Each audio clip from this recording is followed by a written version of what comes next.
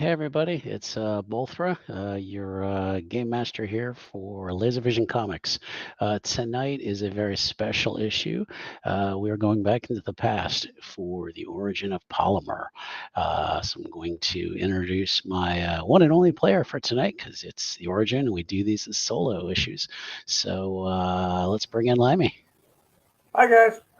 Hey, so tonight we are going to explore the origins of our bouncy friend, who nothing seems to stick to him, and I'm trying to come up with as many puns as I possibly can. And hey, Crash, welcome. Wouldn't be a game without you. So, we're gonna get. So tonight we are going back a little bit into the past, and our issue starts off in Akron, Ohio, with a young man in his mid-20s, has just begun working at a tire company. It's a famous one, but I'm not going to use their name because I don't feel like getting sued. Because something bad might happen there. So we don't want to disparage them, but we'll just say it was a bountiful era for them. So we pick up on a Wednesday night. A young man is gotten out. Oh.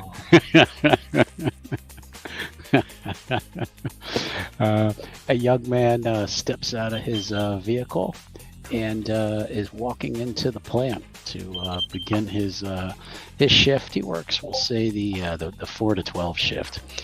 He's a relatively new hire, so he kind of didn't get his pick of shifts that he wants. He's just starting off, so that takes the shift that they gave him. Tell us a little bit about our friend Wesley. What does he look like? What does he drive? All that kind of good stuff. He's an average 25-year-old. He didn't need a pot belly from too much, soda and stuff. He drives an old beat-up Ford. Okay. Gets out. He's carrying his lunch in. Runs into a bunch of some of the older guys he works with. They're probably like, to him, they're old. They're probably in their 40s. And now they're walking in and they're saying, "Hey, Wesley, how you doing?" All right. How's it hanging there? Left. Oh, yeah, I get that. I follow him in. He works on one of the production lines. I know nothing about tire production myself, so I'm not going to attempt to describe exactly where on the line. We're going to say it involves maybe molding tires, where there's lots of liquids and heat and things like that, if that's even a thing. Yeah, exactly. If anyone is knowledgeable about tire production and wants to chime in, leave me comments and we'll go back and edit this. Yeah. Anyway, so so he's headed in. He being one of the newer guys, he probably has one of the crappier jobs. Probably maybe scraping up some debris that comes out when things are molded. So he probably has like a his broom or kind of scraping kind of device, maybe some kind of industrial rake, shall we say. He kind of leans over a thing and just kind of scrapes stuff out. Now, Wesley, what kind of person is he? Is he good-natured? Is he kind of straight-laced? I mean, kind of tell us a little bit about him. Probably really easygoing, just happy to have a job, have an income. Eventually get the Bondo off his car and the duct tape and fix it. That's a good thing because the guys he works with are real jerks. They like to play practical jokes that they pretty much think are funny. They don't really seem to care if anybody else thinks they're funny. Usually nobody gets hurt. Every now and then there's some incidents involving super glue or maybe somebody's phone ends up with disturbing pictures on it, things like that. But they like to, they like to play around. They like to think they're think they're funny guys. The only person who doesn't seem to have a sense of humor around there is one of your supervisors. His name is Mr. Quimby. Mr. Quimby's probably about 5'3", early 50s. Probably hair like mine, but maybe hasn't gone all gray yet. Kind of wears some thick glasses, and he likes to walk around with his old school clipboard. He's not an iPad kind of guy. He likes an old school clipboard with a pen so he can flip the pages over, and he's kind of patrolling the floor tonight. Roberto. I did. Mr. Quimby's kind of going around at the beginning of the shift. He's always noting the things that the day shift did wrong. The things that they were supposed to prepare in advance for the second shift so that the line doesn't slow down. He's taking his notes and kind of strolls by. And he's like, "Good evening, Wesley. How are you?" Fine, sir. At least someone seems to be ready to do their job.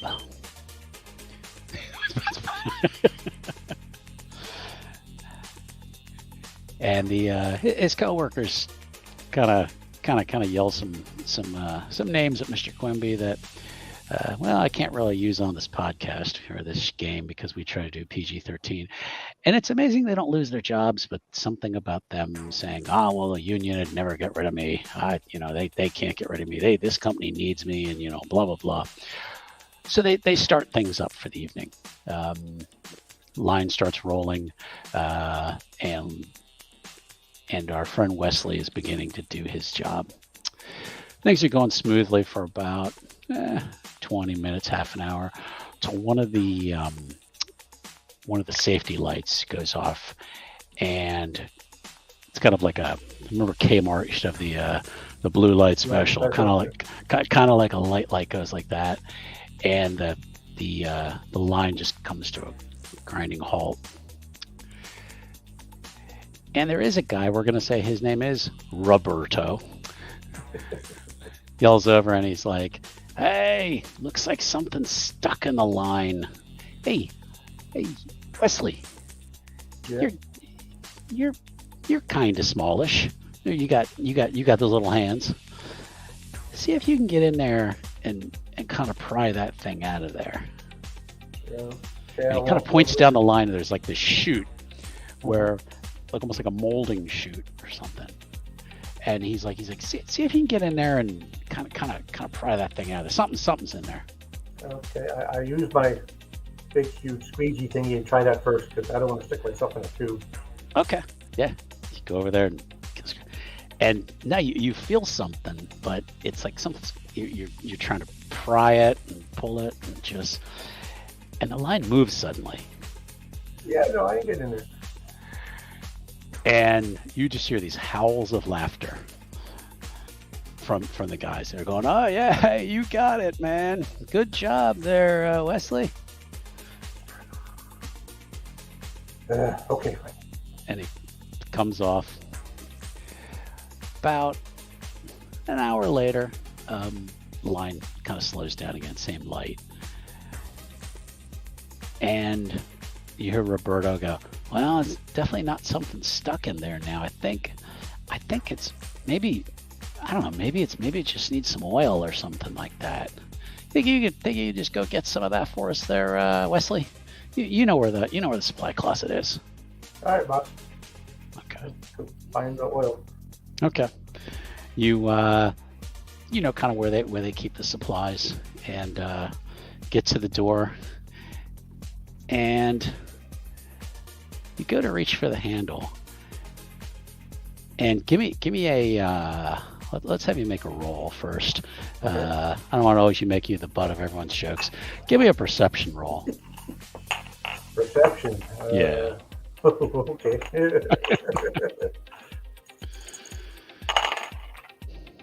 1. Okay. you put your hand on the handle, and it is just slick with like some kind of petroleum-based lubricant, shall we say. So you're trying to grab the handle, and you hear just these howls of laughter. And one of the guys yells, "Hey, that's where I left my lube. Hey, think you could scrape some of that off for my old lady there?" It's a PG channel. Can't say that. No. You know, real men don't need that much lube. Oh. All right. He thinks he's funny. All right. Maybe he's got a chance to work out here. Mr. Quimby comes by and he's like, "Gentlemen, can I remind you that you are now 4 minutes and 35 seconds beyond our production schedule?" And they're all like, "Shut up, Quimby. We'll get back to work." Line fires up again. Things are smooth for about 2 hours. It's almost as if he knows where I'm going with this.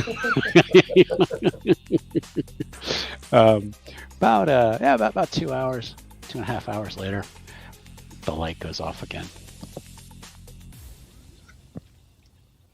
And it seems like there's something, and when you kind of look that same place, that tube, now there's smoke coming out of it. And that definitely does not look usual. So what's the prank this time? You guys throw a lit cigarette in there or what?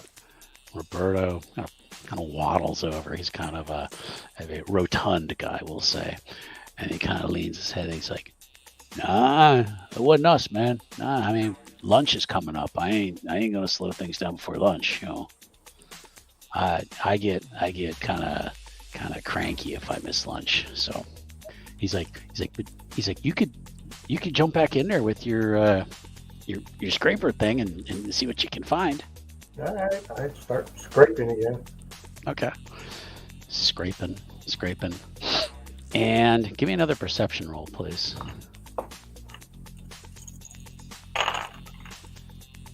Ooh, 3. Yeah, I mean, beyond smoke, now something smells like it's burning. Something burning here. Like burning. Like burnt rubber. Yeah. There we go. Peel out. No. Yeah, and the fumes start to surround you. Trying to get out of the tube. Okay. You turn around and your rake kind of gets stuck on something. Like as you were trying to turn, your rake gets caught on something. Hey guys, I'm stuck. Help! I want out of here, please. No, forget the please. Get me out of here. You don't hear anything from anybody. Damn it! You all got lunch already? All right. Give me a strength roll, please.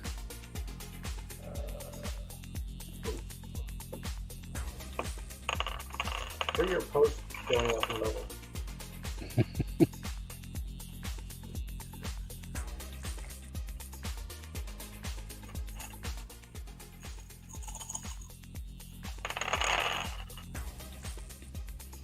A lot of odd numbers. Oh wow.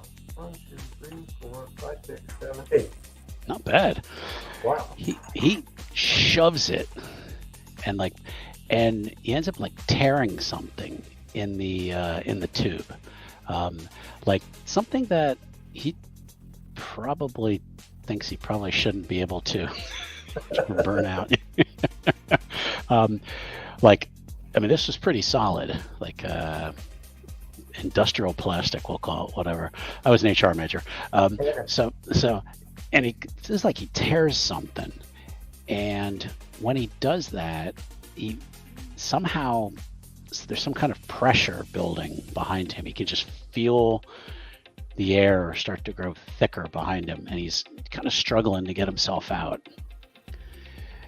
And that's when there's a big boom.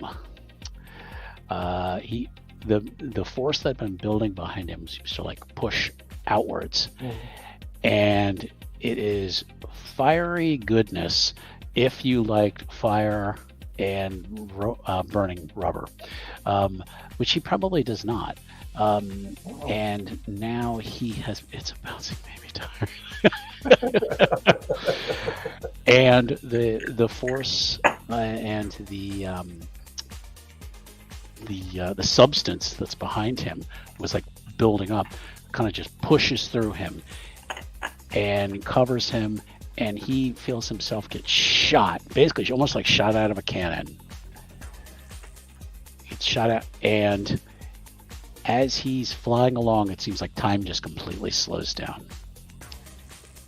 And he's flying forward, and he looks, and he's just his whole body is just starting to be covered in black and like silver.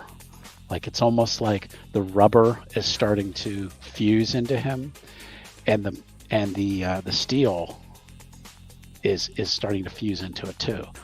So he feels, it's not a pleasant feeling, but somehow he has enough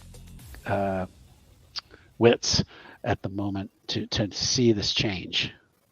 Okay. And he's flying across the plant until he gets probably about 100 yards. Big, huge plant. Hits a wall. And he actually saw it coming. And he's like, no. And braces for impact. Like Saturday morning cartoon. Yep. And give me a toughness roll now. Toughness. Yeah.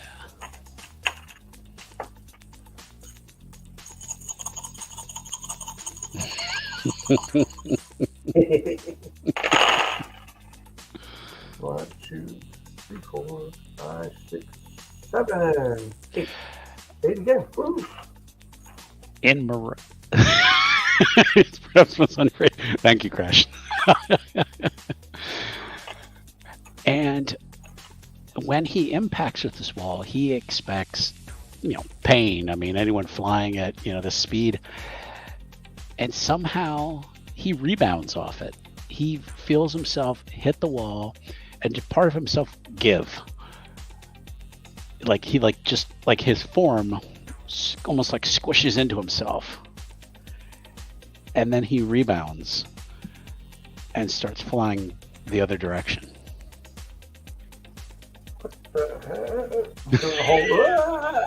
Yes.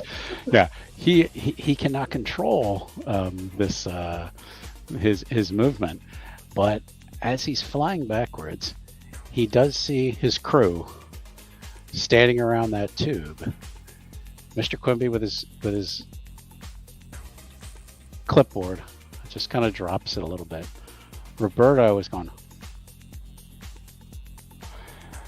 and you're kind of zooming, almost like to you it's in slow motion, but you're kind of zooming in, like heading towards the area right in front of the tube.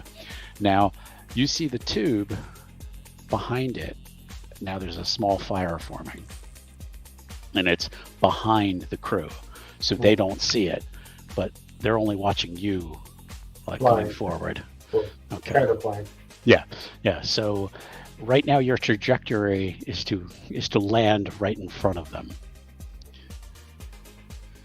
Now you can try to, not knowing anything about your new form, you can try to maneuver or try to land gracefully, but at the moment you're you just, yeah, exactly.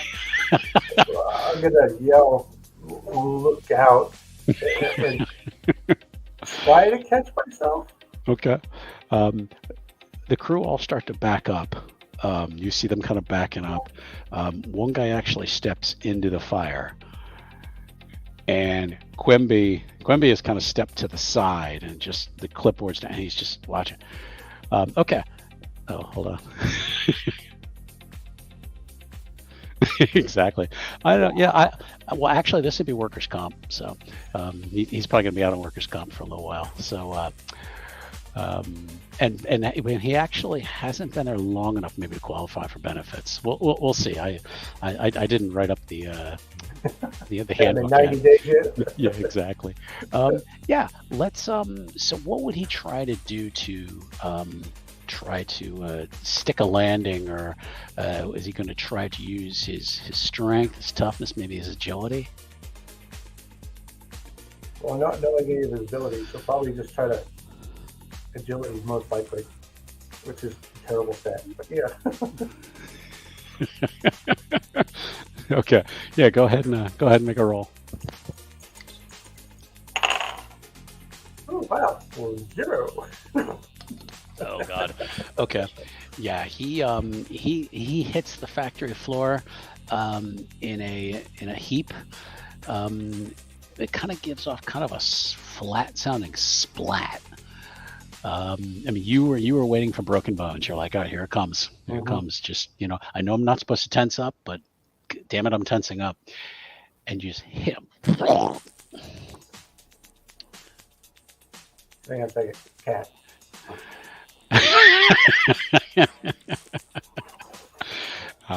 Yeah.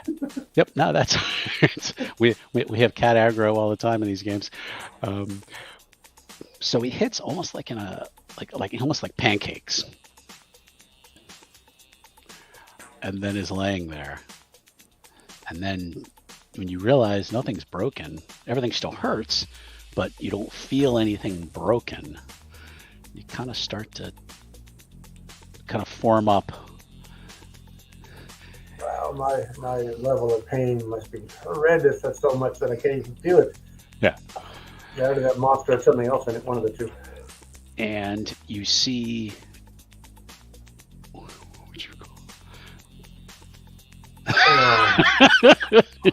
oh, that's terrible. Mr. Quimby then kind of takes back his clipboard. He's like, Wesley, are you okay? I don't know. I hurt everywhere. And that's when the guy who stepped into the fire, the wannabe rogue, starts screaming.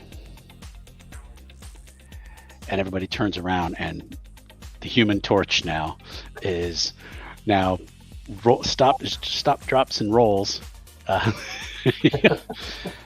And then somehow this fire seems to go back through the line, back previous, like up the rest of the line, and now starts setting things on fire. Mr. Quimby, you may want to evacuate. Can you call me an ambulance? And he's like, oh yeah. Now your coworker is still topping.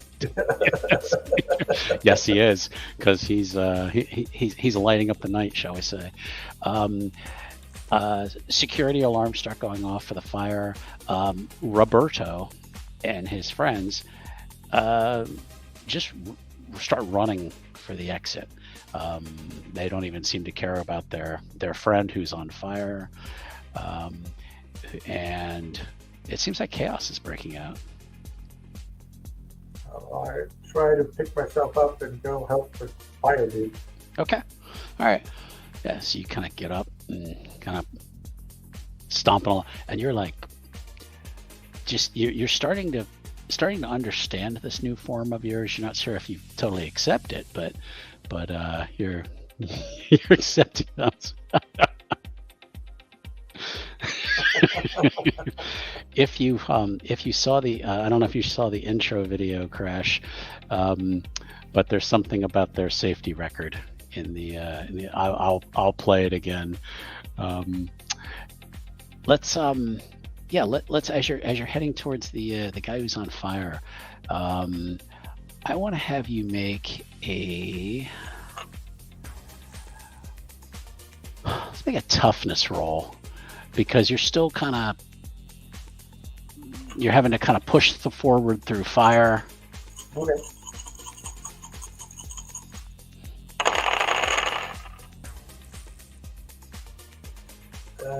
Two. Okay. It's not easy. You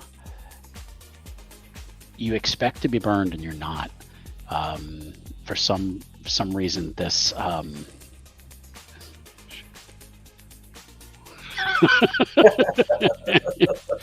there is OSHA, but there's not kosher. So yeah, amazingly, you're able to get through the fire. Maybe one coworker has tried to run and get a fire extinguisher, but most people seem to be leaving this poor guy to burn. You get there, and he's trying to do the stop, drop, and roll, but he keeps bumping into things, and he's setting more things on fire. So now you've reached him. What would you like to do? I'm gonna put him out. Just use my hands. Okay. So you're gonna just take your hands and okay. I got already burnt anyways. What the heck? Okay, all right. Yeah, you start like patting your hands on him, and you see now they're like freaking like baseball glove sizes. I mean, you're like patting them down, and yeah, and you seem to be getting some of the flames out. Okay.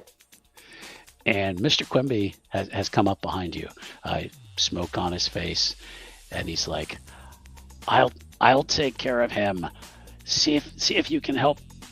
There's more people back there, but towards the north end. See if you can help them. The fire trucks are on their way." Okay. Okay.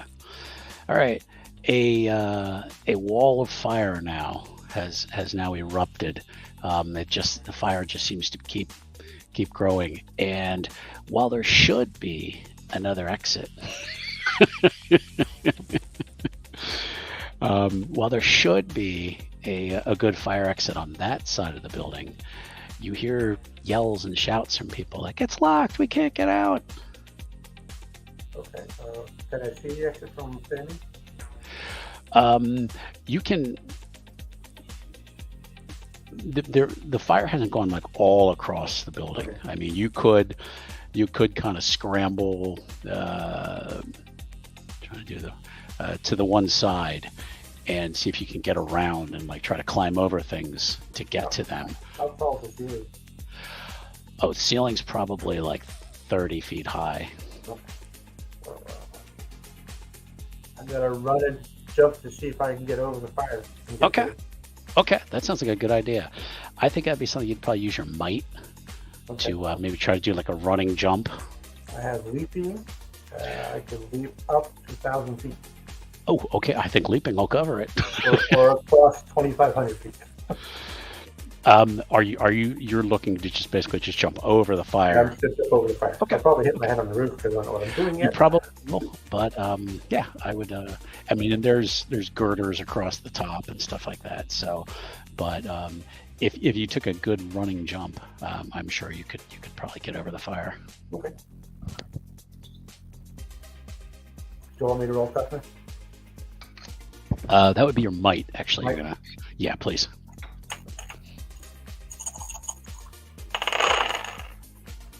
1, 2, 3, 4, 5, 6. It's effortless. It's almost like you've done this every day. You kind of maybe just like put one foot up on the line and just jump over, and as you come down, now you can see the floor beneath you, and now you can prepare your landing, however you want to land. Superhero pose. So, okay, all right, yeah. Comes down easy. And yeah, you see that the workers on this side are all gathered around a form of a water balloon. The workers are all gathered around a door. It should be a fire exit, but for some reason they can't get it open. Looking at myself and looking at the door. Okay. Why not? Yeah. And they see you coming, and they're all just like, ah! They all just like start freaking out, and Ooh, they're freaking out. That Yeah. means I get one resolve because of my looks. Mm-hmm. Yes. It's almost like I planned it. Oh, yeah. I'm gonna charge towards that door, see if I can bust it Okay. open. Okay. That's a might roll, right? Yeah.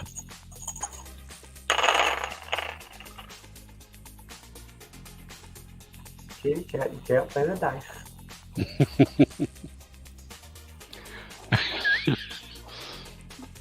No, actually, he's made doors before. So I only got 2. okay, it's enough. I mean, you hit it, and it pops open, and all the smoke comes out, and as soon as you bust outside, you can see there's fire trucks have arrived, police, and the crew that was behind you. They all come streaming out, and you're now standing outside. And this is the first time you've had a chance to really stop and look at yourself. And now let's have you describe what. Thank you.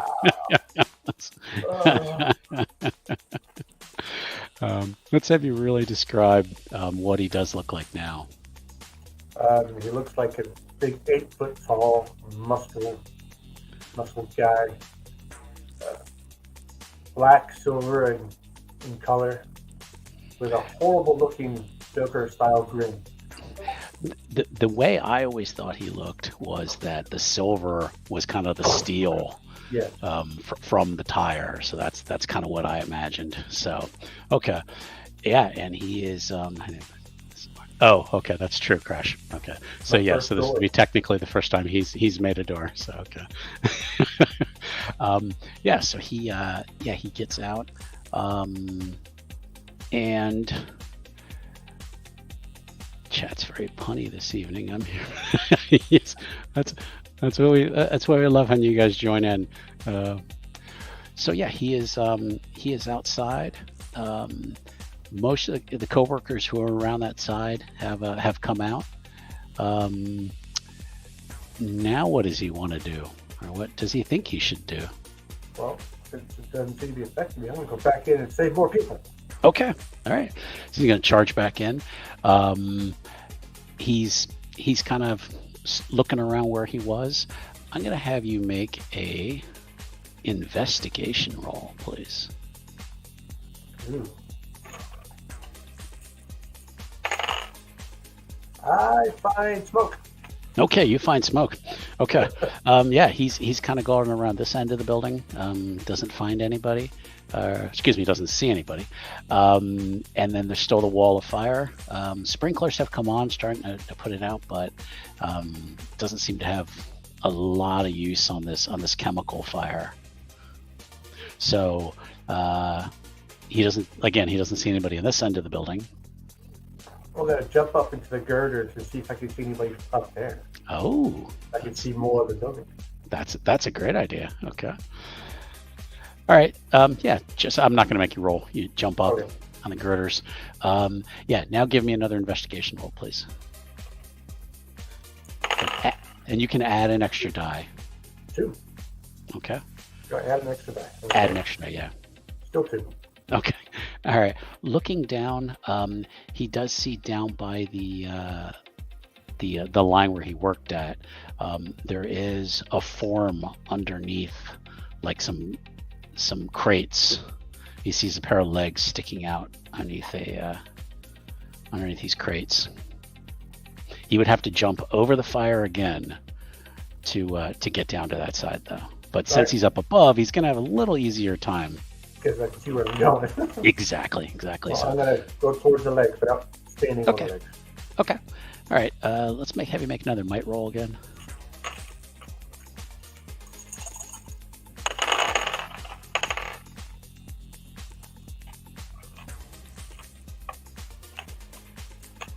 One, 2, 3, 4, 5. Superhero landing right next to the person. And you see, some jeans and some work boots. The person is underneath these crates. It looks like something with the heat might have made it collapse. Great, man.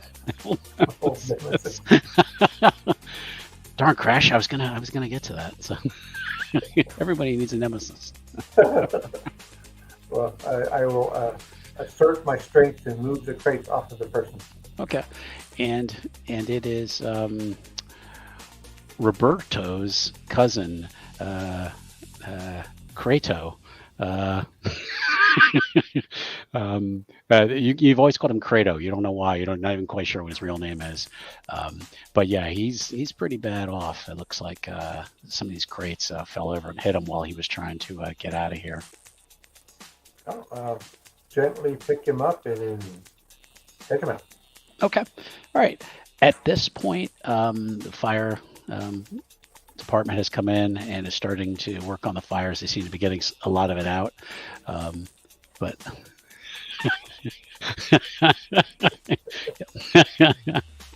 you never know. Yeah, you get him out of the building, and as you get him out, again, the people are just kind of looking at you like, what the heck is that? Who are you? This guy needs medical attention. Okay. The crate fell on him. Oh, how ironic. Crates fell on Credo. It's almost fate. So yes, so one of the firemen take him away from you, and Mr. Quimby kind of comes out. He's coughing into a handkerchief, and he's still got his clipboard though. He's kind of takes his glasses and puts them back on. He's like, "Is that really you, Wesley?" I think so. I don't know what happened to you, but you probably should get out of here. Why? I didn't do anything wrong. You didn't do anything wrong, but there's got to be a reason you survived. Somebody's looking out for you. Okay. Does it mean they're not going to get paid then? Yeah, you'll get paid. That's when the police start wandering over, going, well, we don't. Who is this guy? Maybe I think we need to talk to him about maybe what would have happened. And I want to see how far I can jump all at once and then spring. I was gonna say this might be time to bounce. Yeah. Yeah. I'm not gonna make you roll for it. You've already kind of practiced these moves, but yeah. How are you going to maybe trying to jump over the cops, heading towards the parking lot? Kind of what's his direction? Jump over the building away from the cops. That way they have to try to go through the building or through the fire to try to catch me. Okay. All right. Yeah. He say you probably you could jump up on the roof and then from there kind of sprint across it and then Hulk jump the rest of the direction. Okay. So our hero leaps up on the roof. There's still smoke coming out of the building. Leaps out into the other side of the building, and in our last frame he's landed and he's running away, and we don't know what's going to happen with Polymer. We'll have to see if there's an issue too to see what happens with Polymer, but that's kind of what we wanted to set up was his origin. I hope you liked it. It was kind of had some ideas for kind of what happened to him. He seems like a reluctant hero, so that's why I kind of framed things the way I did. I didn't think he was going to be the stand there with his hands on his hips, like, "Let me tell you, citizens," He got his arrogant shit. But maybe Credo will make another appearance at some point. That's just those boxes at me. Maybe he comes up with endless mazes, and is always trying to box you in, and he's always.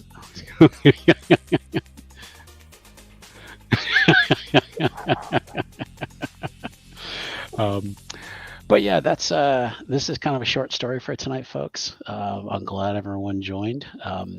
I like doing these origin stories for folks, so that it kind of gives us kind of an idea where they came from and kind of where they're coming, where they're going to. So, anything you want to tell us about yourself, Lemmy? Any new games coming up? Anything going on? No, we're at the editing stage right now for the Traveler Prime Directive, so that should be out this fall. Awesome. Okay. Well, folks, tomorrow night we have part 2 of our Call of Cthulhu series, Buried Secrets. If you didn't get a chance to watch part 1, you can go find it out on YouTube on Restless Barbarian Gaming, and we'll be kicking that off at 8 o'clock tomorrow night. So thank everybody for watching. If this is your first time here, thank you. Please hit the like and subscribe so we can continue to entertain you. We're going to go ahead and wrap up. Everybody have a great night. Thank you. Bye, guys. Bye.